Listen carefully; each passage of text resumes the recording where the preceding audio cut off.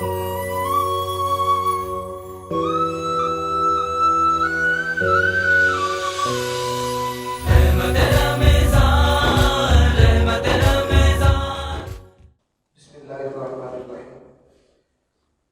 صل على سيدنا مولانا محمد وعلى آل سيدنا مولانا محمد وبارك وسلم عليه.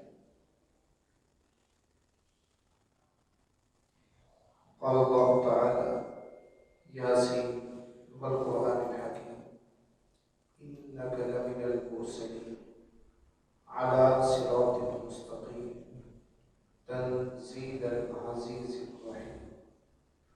صدق الله العظيم. معزز و مکرم سامعین محتشم، آج سے ہم سورہ یاسین کا درس باقاعدہ شروع کر رہے ہیں۔ سورہ یاسین آقا کریم علیہ الصلوۃ والتسلیم نے اس کو قرآن پاک کا دل کہا ہے، اور آقا کریم علیہ الصلوۃ والتسلیم نے فرمایا کہ میری خواہش ہے کہ یہ سورت ہر میرے امتی کے سینے میں ہو۔ آقا کریم علیہ الصلوۃ والتسلیم نے فرمایا کہ جس گھر میں سورہ یاسین کی تلاوت کی جاتی ہے اس گھر میں اللہ کی رحمت کے فرشتوں کا نزول ہوتا ہے۔ تو آج باقاعدہ ہم آغاز کرتے ہیں۔ فرمایا کہ سورہ یاسین، یاسین یہ جو لفظ ہے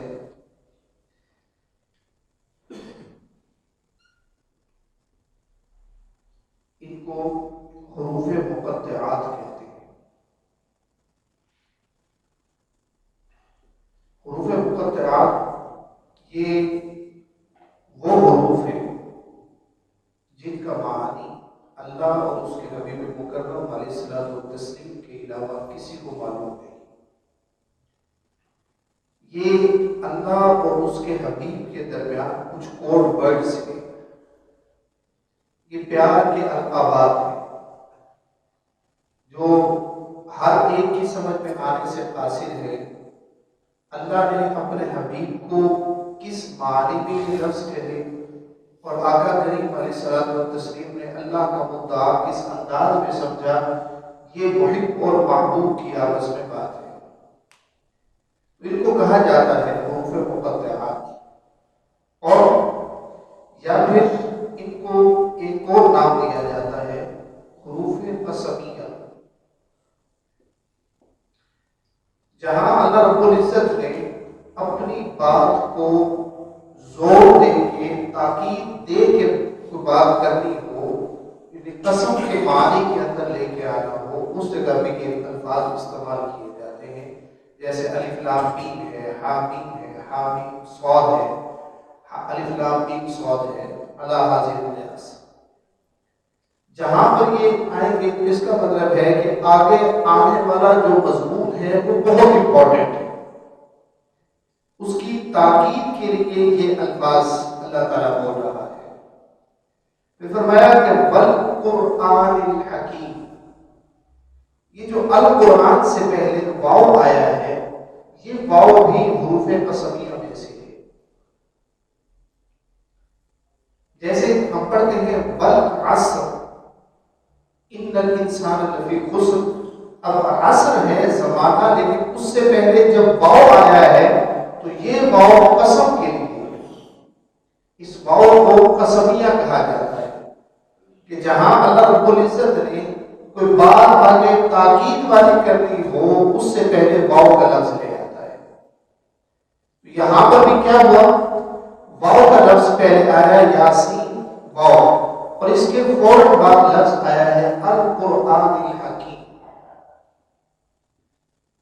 القرآن اور الحکیم، القرآن بھی اور الحکیم بھی۔ اب پیچھے دو قسمیں آئی ہیں، دو قسموں کے بعد ایک قسم یہ والی آئی، ایک قسم یہ والی آئی، اور دو قسمیں اٹھا کے اللہ کہہ رہا ہے کہ القرآن الحکیم، کہ یہ قرآن ہے جو حکمت سے بھرا ہوا ہے۔ یہ جو لفظ قرآن سے پہلے الف لام آ رہا ہے یہ تاکید کے لیے ہوتا ہے، یہ ٹوٹیلٹی کے لیے ہوتا ہے، کلیت کے لیے ہوتا ہے کہ قرآن کتاب کوئی بھی ہو سکتی ہے پڑھی جانے والی، لیکن یہ جو القرآن ہے یہ خاص کتاب ہے۔ تو یہاں سے ایک بات پتہ لگی کہ قرآن شروع سے ہی روز ازل سے کتاب کی صورت کے اندر موجود ہے۔ اللہ قسمیں اٹھا کے بات کر رہا ہے۔ یہاں ایک ازالت کا ایک جو شبہ پیدا کیا جاتا ہے اس کا ازالہ ہوتا ہے کہ قرآن پاک شروع میں کتاب ہی نہیں تھی، شروع میں کتاب نہیں تھی، تو قرآن پاک نے بالکل آغاز میں کہا کہ ذالک الکتاب لا ریب فیہ، کہ یہ حقیقت میں کتاب ہے جس کے اندر کوئی شک نہیں ہے۔ اب کتاب کس کو کہا جاتا ہے؟ جو لکھی ہوئی ہو، جس کو لکھا جا سکے۔ یہاں ایک لفظ سے ہی پتہ لگتا ہے کہ قرآن پاک شروع سے لے کے روز ازل تک یہ لکھی ہوئی کتاب ہے۔ اور آقا کریم علیہ الصلوۃ والتسلیم صحابہ کرام رضوان اللہ تعالی علیہم اجمعین کو حکم دیتے تھے اس آیت کو لکھ لو، اس آیت کو فلاں جگہ پہ لکھ لو، اس آیت کو فلاں جگہ پہ لکھ لو۔ آگے آیات آ رہی ہیں، میں وہاں قرآن پاک کے عددی معجزات ان کو انشاءاللہ ڈسکس کروں گا۔ آپ حیران ہوں گے قرآن پاک کو جس انداز سے بھی جس طرف سے دیکھا جائے ایک عجیب عددی نظام ہے، نومیریکل سسٹم ہے۔ تو فرمایا کہ یاسین اے حبیب مجھے قسم ہے، اب میں اس حساب سے اس کا ترجمہ کر رہا ہوں، والقرآن الحکیم، اور مجھے قسم ہے کہ تمہارے ہاتھ میں جو کتاب ہے یہ حکمتوں سے بھرا ہوا قرآن پاک ہے،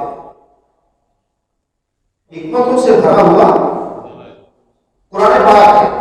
کیا فرمایا؟ خزانہ ہے، بالکل ٹھیک ہے۔ پھر فرمایا کہ انک لمن المرسلین، دو قسموں کے بعد ایک تو بات آئی قرآن پاک کی۔ پہلی بات کس کی ہے؟ قرآن پاک۔ اور دوسری بات کیا ہے؟ فرمایا کہ انک لمن المرسلین، انکا بے شک آپ، لمن المرسلین۔ اب یہاں ایک بڑا گرامیٹیکل اس کا سلسلہ ہے، میں تھوڑا سا اس میں روشنی ڈالتا ہوں۔ یہ لفظ پہلے ہے اننا، اننا بھی یہ حروف قسمیہ میں سے ہے کہ جہاں تاکید کرنی ہو وہاں پہ اننا کا لفظ لایا جاتا ہے، جیسے کہتے ہیں ان اللہ علی کل شیء قدیر، کہ بے شک جہاں شک کو ختم کرنا ہو اور تاکید لانی ہو وہاں لفظ اننا لایا جاتا ہے۔ تو یہاں تاکید آئی، اور آگے دیکھیے لفظ آ رہا ہے لمن المرسلین۔ یہاں پہ جو من لفظ ہے یہ تو الگ ہے، من، اور من سے پہلے جو لام آ رہا ہے یہ لام بذات خود تاکید کا ہے، اہمیت بیان کرنے کے لیے۔ اب اگلے موضوع سے پہلے میں ذرا یہ قسمیں گنوا دیتا ہوں کہ قسمیں اور تاکید کتنی آ رہی ہے۔ قرآن شروع ہوا، سورت شروع ہوئی، فرمایا کہ یاسین ایک قسم، والقرآن الحکیم دوسری قسم، انا تیسری تاکید اور تیسری قسم، اور آگے چوتھی تاکید لام کی آ رہی ہے۔ چار تاکیدوں کے بعد اللہ کیا کہہ رہا ہے کہ من المرسلین، اے حبیب تم پیارے رسولوں میں سے۔ قرآن کے لیے قسمیں کتنی آئی؟ دو، یاسین اور واو، دو قسمیں آئی۔ لیکن جب آپ صلی اللہ علیہ وسلم کی رسالت کا اعلان کرنا تھا تو چار قسمیں اٹھائی جاتا ہے۔ فرمایا کہ یاسین والقرآن الحکیم انکا لمن المرسلین، اے حبیب آپ حقیقی اور سچے پکے رسولوں میں سے ہیں، میرے محبوب رسولوں میں سے ہیں۔ پھر فرمایا کہ علی صراط مستقیم۔ اب اس آیت کو سمجھنے سے پہلے اب ذرا ابتدائی پوزیشن دیکھیں کہ جب آقا کریم علیہ الصلوۃ والتسلیم کے راستے میں کوڑا پھینکا جاتا تھا، آقا کریم علیہ الصلوۃ والتسلیم کو طرح طرح سے تکلیفیں دی جاتی تھی، اور آقا کریم علیہ الصلوۃ والتسلیم کو نعوذ باللہ جادوگر کہا جاتا تھا، قرآن پاک کے الفاظ نقل کیے. تو اس جگہ کے اوپر اللہ تعالیٰ نے اپنے حبیب کو تسلی دی کہ اے حبیب ان کی باتوں کی طرف نہ جائیں، ان کے یہ جو طرح طرح کی یہ سارا دن آپ کے خلاف نازیبہ کلمات کہتے جاتے ہیں، اے حبیب ان کی طرف نہ جائیں. انک لمن المرسلین، میں قسمیں اٹھا کے کہہ رہا ہوں کہ تو میرا پکا اور سچا رسول ہے. اور پھر کیا؟ علی صراط مستقیم. صراط مستقیم، صراط راستے کو کہتے ہیں.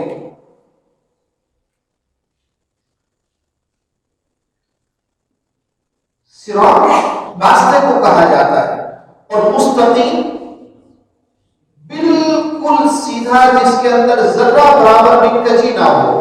یعنی یوں کہہ لیں ہم اس کو انگلش میں یہ کہتے ہیں کہ پری ڈیفائنڈ، یعنی ایسا راستہ کہ جو پہلے سے متعین کردہ ہو. تو صراط میں ایک یہ بھی بات آتی ہے کہ آقا کریم علیہ الصلوۃ والتسلیم کو نیا دین نہیں لے کے آئے تھے. آقا کریم علیہ الصلوۃ والتسلیم اسی دین کی آبیاری کرنے آئے تھے جو حضرت آدم علیہ السلام سے حضرت عیسیٰ علیہ السلام تک وقتاً فوقتاً چلتا آیا تھا. صرف ہوا کیا کہ وہ جو 500 سال میں دین میں خرابیاں پیدا ہوئی تھیں، ان خرابیوں کو دور کرنا تھا. دین یہ یاد رکھیے کہ ہر نبی کو اللہ تعالیٰ نے شروع سے جو دین دیا ہے، دین وہی چلتا ہے. اس کی مثال آپ یوں سمجھیے کہ سب سے پہلے خانہ کعبہ کس نے بنایا تھا؟ سب سے پہلے کائنات میں حضرت آدم علیہ السلام نے یہ خانہ کعبہ بنایا تھا ابتدا. لیکن ہوا کیا؟ نشانات سارے ختم ہو گئے. حضرت ابراہیم علیہ السلام کا جب زمانہ آیا تو اللہ نے یہ نہیں کہا کہ حضرت ابراہیم نے یہ بنایا. فرمایا کہ وَإِذْ يَرْفَعُ إِبْرَاهِيمُ الْقَوَاعِدَ مِنَ الْبَيْتِ وَإِسْمَاعِيلُ، کہ جب ان نشانوں کے اوپر، ان بنیادوں کے اوپر حضرت ابراہیم و اسماعیل نے دیواریں کھڑی کی. اس کا مطلب ہے کہ بنیادیں پہلے سے بنی ہوئی تھی، خالی دیواریں ابراہیم اور اسماعیل علیہ السلام نے کھڑی کر دی. اور انہوں نے وہاں پہ کیا کہا کہ اے اللہ ہمیں سکھا دے کہ ہم وَأَرِنَا مَنَاسِكَنَا وَتُبْ عَلَيْنَا إِنَّكَ أَنْتَ التَّوَّابُ الرَّحِيمُ. اے رب ذوالجلال ہمیں یہ سکھا کہ اب یہ گھر تو ہم نے بنا لیا ہے، اس میں عبادت کیسے کرنی ہے. اس کا مطلب ہے کہ یہ سارا کا سارا کیا ہے؟ Predefined. شروع سے لے کے آج تک جو دین آ رہا ہے وہ وہی ہے جو حضرت آدم علیہ السلام میں ہوا. وقتاً فوقتاً اس میں امینڈمنٹس ہوتی چلی گئی اقوام و ملل کے حساب سے.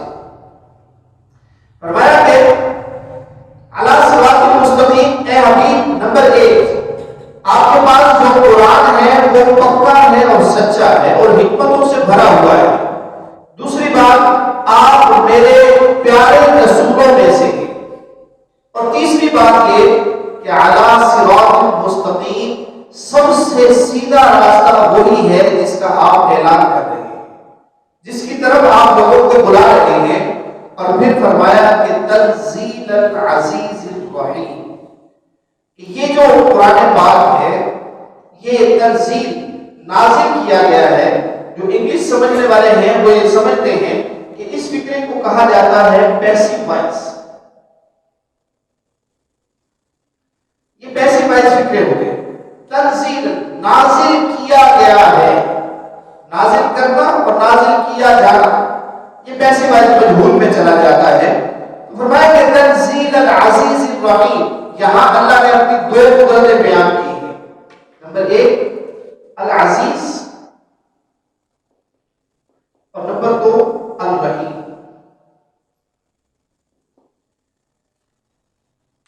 ایک عزیز اور دوسری رحیم. عزیز یہ کہا، عزیز کہتے ہیں جس کے پاس ساری کی ساری قدرتیں ہوں، جس کے پاس ساری طاقتیں ہوں، اس کو عزیز کہا جاتا ہے۔ تو مقصود یہاں اس لفظ کا استعمال یہ تھا کہ جو قرآن پاک کو نازل کر رہا ہے، جو آپ کو رسول بنا رہا ہے اور آپ کو سیدھے راستے پہ گامزن کیے ہوئے ہے، وہ کوئی عام ہستی نہیں ہے۔ العزیز، وہ سب سے زیادہ غلبے والا ہے، سب سے زیادہ طاقت والا ہے، وہ جو چاہے کر سکتا ہے۔